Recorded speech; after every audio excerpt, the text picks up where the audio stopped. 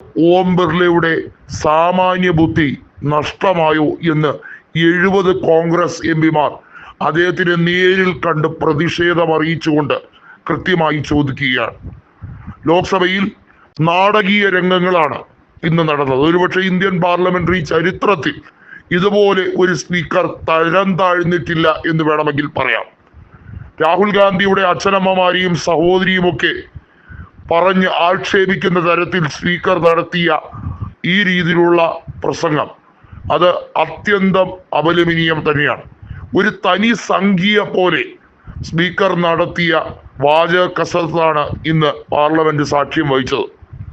ലോക്സഭയിൽ പ്രതിപക്ഷ നേതാവായ രാഹുൽ ഗാന്ധി ഒട്ടും മര്യാദ പാലിക്കുന്നില്ല എന്നും ഒപ്പമുള്ള പ്രതിപക്ഷ അംഗങ്ങളെ മര്യാദയ്ക്ക് ഇരുത്താൻ രാഹുൽ ഗാന്ധിക്ക് കഴിയുന്നില്ല എന്നുമാണ് സ്പീക്കർ ഓം ബിർള പറഞ്ഞത്. ഇത് ഏത് കോണ്ടെക്സ്റ്റിലാണ് എന്ന് മാത്രം അദ്ദേഹം പറയുന്നില്ല. 1 മണിയോട് കൂടിയാണ് ഇത്തരത്തിലൊരു നാടകീയ സംഭവം ഉണ്ടാകുന്നത്. അതിനുശേഷം തൽക്കാലം ലോക്സഭ പിരിയുന്നതായി പറഞ്ഞ് സ്പീക്കർ സ്ഥലം വിടുകയാണ് ചെയ്തത്. ലോക്സഭയിൽ സഭാംഗങ്ങൾ അന്തം വിട്ടുപോയി എന്നുള്ളതാണ് യാഥാർത്ഥ്യം. സ്പീക്കറുടെ സമനില തെറ്റിയിരിക്കുന്നു.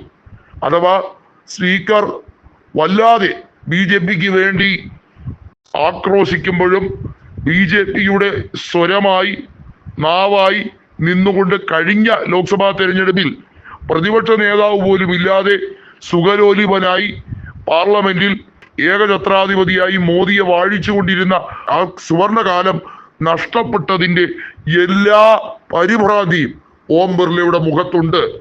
അതാണ് ഇപ്പോൾ ശകാരവർഷത്തിന്റെ രൂപത്തിൽ, ശാപവാക്യന്റെ രൂപത്തിൽ പുറത്തു വന്നിരിക്കുന്നത്.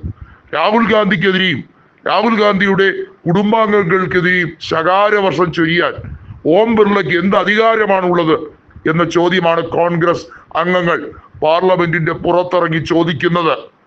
രാഹുൽ ഗാന്ധി സഭയിൽ മര്യാദ കാണിക്കുന്നില്ല അത്രേ.